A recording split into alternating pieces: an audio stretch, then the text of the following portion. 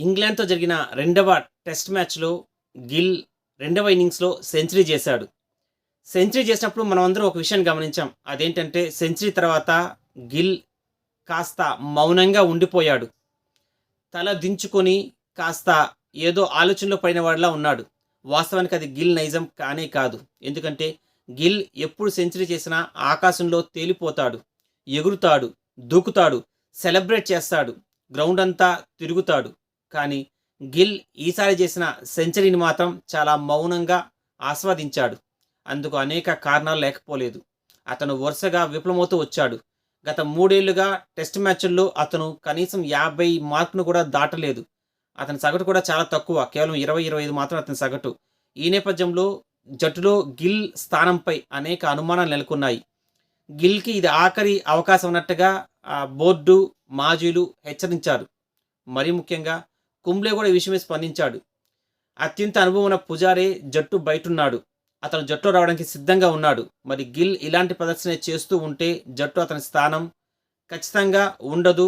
పుజారాని జట్టులోకి తీసుకునే అవకాశం ఉంది అన్నట్టుగా మరి కుంబ్లే హెచ్చరించాడు.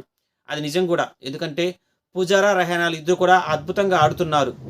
కానీ వారిని టెస్ట్ జట్టులోకి తీసుకోలేదు. ఎందుకంటే సీనియర్లని జట్టులోకి తీసుకోవడం వల్ల పెద్దగా ప్రయోజనం ఉండదని, ఓడినా గెలిచినా జూనియర్లని, యువరక్తాన్ని జట్టులోకి తీసుకోవాలని, వారికి అనేక అవకాశాలు ఇవ్వాలని, తద్వారానే క్రికెట్ బోర్డుకి మంచి జరుగుతుందన్నది మన బీసీ యొక్క ఉద్దేశం. ఈ నేపథ్యంలో వాళ్ళు బాగా ఆడుతున్నప్పటికీ వాళ్ళని పక్కన పెట్టి మరి యువరక్తానికి అవకాశాలు ఇస్తోంది. అందులో భాగంగానే సరిగా ఆడకపోయినా, ఫామ్‌లో లేకపోయినా, ఒత్తిడిని ఎదుర్కొంటున్నప్పటికీ గిల్‌కి కానీ, శ్రేయస్ అయ్యర్‌కి కానీ, భరత్‌కి కానీ ఇలా కొంతమందికి అనేక అవకాశాలను బీసీ ఇస్తూనే ఉంది. ఈ నేపథ్యంలో కుంబ్లే ఈ కామెంట్స్ చేశాడు. యువరక్తాన్ని ఎంకరేజ్ చేయాలనే ఉద్దేశంతోనే మీరు ఇంకా జట్టులో ఉన్నారు. లేకపోయింటే ఈసరికి పుజారే జట్టులో ఉండేవాడు అంటూ గిల్‌ని ఉద్దేశించి అన్నాడు.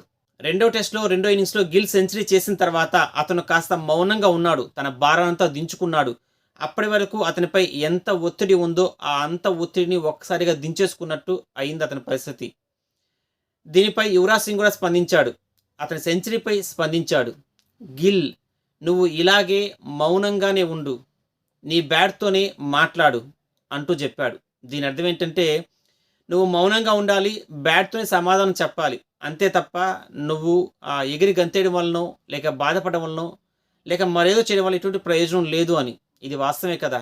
మనం ఎప్పుడూ మన విజయాన్ని మన పనితోనే చేసి చూపించాలి.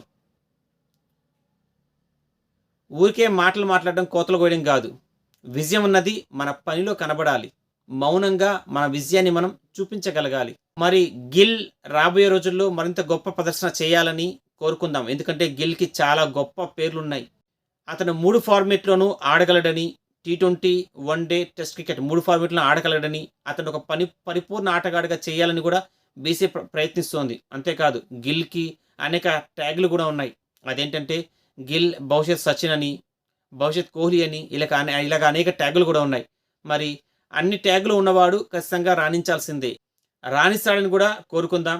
బాయ్.